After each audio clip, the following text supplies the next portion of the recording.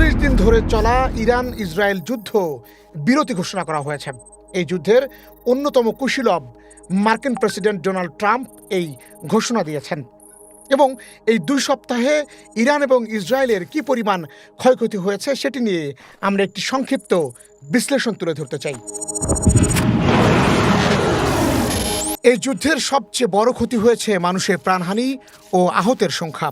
পরিসংখ্যানে দেখা যায় মোট নিহত হয়েছে প্রায় 37,000-এরও বেশি মানুষ, যা বিভিন্ন গণমাধ্যম, ইলেকট্রনিক ও প্রিন্ট মিডিয়ার তথ্যসূত্র থেকে নেওয়া হয়েছে, এবং আহত হয়েছে 39,000-এরও বেশি, যেখানে দেখা যায় ইরানে নিহতের সংখ্যা 2,000 থেকে 7,000 প্লাস এবং আহতের সংখ্যা 26,000-এর মতো। ইরানে শুধুমাত্র বেসামরিক সদস্য নিহত হয়েছে 1500-এরও বেশি। অন্যদিকে ইসরায়েলে নিহতের সংখ্যা মাত্র 39 জন আর আহত হয়েছে 7,000-এরও বেশি মানুষ।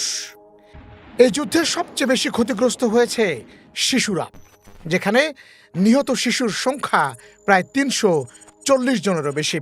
একটি পরিসংখ্যানে দেখা গেছে লক্ষাধিক শিশু এই যুদ্ধের প্রভাবে বাস্তুচ্যুত হয়েছে। ইরান এবং ইসরায়েল যুদ্ধের ফলে মানুষের মধ্যে নতুন করে বোধ জাগ্রত হয়েছে। যারা অকাতরে শিশুদের মৃত্যু নিয়ে উল্লাস করেছে, তাদের প্রতি যেমন ঘৃণা তৈরি হয়েছে, ঠিক তেমনিভাবে মুসলমানদের সন্তানদের যেভাবে মারা হয়েছে সেটিও মানুষের বিবেককে নতুন করে নাড়া দিয়েছে। ওই পরিসংখ্যানের বিশ্লেষণে দেখা যায় ইরানে বেসামরিক ক্ষয়ক্ষতি বেশি, ইসরায়েলে উন্নত প্রতিরক্ষা থাকায় তুলনামূলক কম প্রাণহানি হয়েছে। এই যুদ্ধের অন্যতম দিক হচ্ছে অবকাঠামোগত ক্ষয়ক্ষতি। অত্যন্ত অমানবিক এই যুদ্ধে ইরানে প্রায় 4,000-এরও বেশি ভবন ক্ষতিগ্রস্ত হয়েছে, যেখানে ধ্বংসপ্রাপ্ত এইসব ভবনগুলোর তালিকায় রয়েছে হাসপাতাল, সেতু, কারখানা এবং বিশ্ববিদ্যালয়ের মতো গুরুত্বপূর্ণ ভবন। এছাড়াও প্রায় 700-রও বেশি স্কুল ধ্বংস বা ক্ষতিগ্রস্ত হয়েছে। প্রতিবেদনে উঠে আসে জ্বালানি অবকাঠামোর মধ্যে তেল শোধনাগার, বন্দর, গ্যাস স্থাপনা আক্রান্ত হয়। কুয়েত সহ বিভিন্ন দেশে তেল স্থাপনায়ও হামলা হয় এই যুদ্ধের প্রেক্ষিতে। যুদ্ধ শুধু সামরিক নয়, অর্থনীতি ও জনজীবনেরও ভিত্তি ধ্বংস করেছে বলেও প্রতিবেদনে দেখা গেছে। এই যুদ্ধের আরেকটি ক্ষতিগ্রস্ত খাত হচ্ছে অর্থনীতি।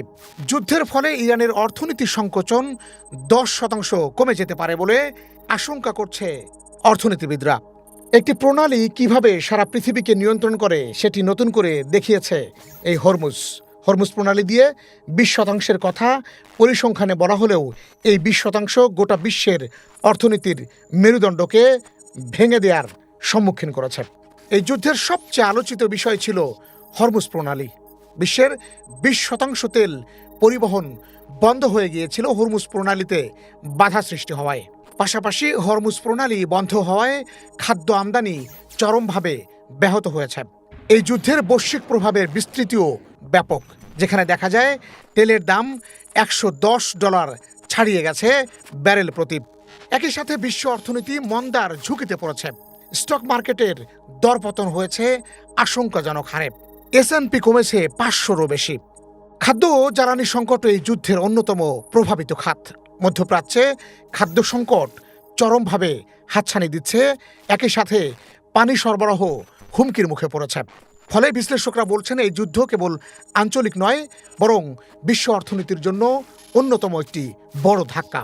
আঞ্চলিক ও বৈশ্বিক ক্ষতির পরিমাপ ঠিকঠাক এখন পর্যন্ত জানা যায়নি, তবে ধারণা করা হচ্ছে লেবানন, ইরাক, কুয়েত, গাজা সবখানেই সংঘর্ষের প্রভাব পড়েছে। বিভিন্ন দেশের তেল স্থাপনা আক্রান্ত হওয়ায় হুমকির মুখে পড়েছে সেখানকার অর্থনৈতিক বাজার পরিস্থিতি। চলমান বিশ্বে যোগাযোগ ব্যবস্থার সবচেয়ে গুরুত্বপূর্ণ মাধ্যম হচ্ছে এয়ারলাইন্স। ইরান এবং ইসরায়েল যুদ্ধের ফলে সবচেয়ে বেশি ক্ষতিগ্রস্ত হয়েছে এয়ারলাইন্স সংস্থাগুলো, যেখানে জেট ফুয়েলের দাম বাড়তে বাড়তে এমন পর্যায়ে গেছে যেখানে মানুষের কার্গো এবং সাধারণ মানুষের চলাচল অনেকটাই দুঃসাধ্য হয়ে পড়েছে। বিশ্লেষকরা বলছেন অসংখ্য ফ্লাইট বন্ধ হয়ে গেছে, যা এখনও চালু হয়নি। পাশাপাশি পর্যটন খাতে ধস নেমেছে। বলা যায় বিশ্ব পরিস্থিতির পর্যটন খাত মধ্যপ্রাচ্য ঘিরে গড়ে ওঠা এই ইন্ডাস্ট্রি ত্বরান্বিতে চলে গেছে। এই যুদ্ধে মানুষের সামাজিক ও মানসিক ক্ষতি হয়েছে অপরিসীম। জনগণের মধ্যে ভয়, আতঙ্ক ও ক্লান্তি গ্রাস করেছে। ইন্টারনেট ব্ল্যাকআউট, তথ্য সংকট মানুষকে আরও বেশি নিরাপত্তাহীন করে তুলেছে। শিশুদের মধ্যে দীর্ঘমেয়াদী ট্রমার জন্ম হয়েছে। ইরান ইসরায়েল যুদ্ধের প্রভাবে কি পরিমাণ সামরিক ক্ষতি হয়েছে সেটি এখনও নিরূপণ করা যায়নি। ইরানের বহু সামরিক স্থাপনা ধ্বংস হয়েছে, ক্ষেপণাস্ত্র ও নৌবাহিনীর বড় ক্ষতি হয়েছে বলেও দাবি করা হয় গণমাধ্যমের প্রতিবেদনে। দেখা যায় ইসরায়েলের ক্ষেপণাস্ত্র হামলায় শহর ও আবাসিক এলাকায়ও কিছুটা ক্ষতিগ্রস্ত হয়েছে। তথ্য বিশ্লেষণে দেখা যায় ইসরায়েলের চেয়ে ইরানের ক্ষয়ক্ষতির পরিমাণ অনেক বেশি, কিন্তু কৌশলগতভাবে এখনও প্রতিরোধ চালিয়ে যাচ্ছে ইরান। ইরান এবং ইসরায়েল যুদ্ধ বিশ্লেষণ করে বিশ্লেষকরা বলছেন এখানে 5 ধরনের ক্ষতি হয়েছে মোটা দাগে। 1. মানবিক বিপর্যয়, হাজার হাজার মৃত্যুর মিছিল গুনতে হয়েছে বিশ্ববাসীকে। 2. অবকাঠামো ধ্বংস, বড় বড় শহরের স্কুল, কলেজ, হাসপাতাল এবং বিশ্ববিদ্যালয়ের ভবনগুলো অকাতরে ধ্বংস হয়েছে। 3. অর্থনৈতিক ধাক্কা, তেল সংকট, মূল্যস্ফীতি সহ অর্থনীতিতে চরম মন্দার আশঙ্কা সৃষ্টি হয়েছে। 4. আঞ্চলিক অস্থিরতা, পুরো মধ্যপ্রাচ্যে যুদ্ধ ছড়িয়ে পড়ায় আঞ্চলিকভাবে অস্থিরতা দেখা দিয়েছে। 5. মানসিক ও সামাজিক ক্ষতি, এই যুদ্ধের ফলে দীর্ঘমেয়াদী মানসিক এবং সামাজিক ক্ষতির মধ্যে পড়েছেন কোটি কোটি মানুষ। প্রিয় দর্শক, যুদ্ধ কখনোই শান্তি বয়ে আনে না। যুদ্ধের পরিণতি সবসময় ভয়াবহ, যেখানে সামাজিক, মানবিক এবং অর্থনৈতিক সংকট গোটা বিশ্বকে নতুন করে ভাবিয়ে তোলে।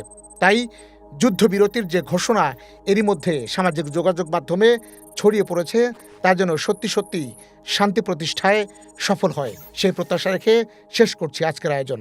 আল্লাহ হাফিজ। TVBD বিশ্ব দেখবে বাংলার মুখ।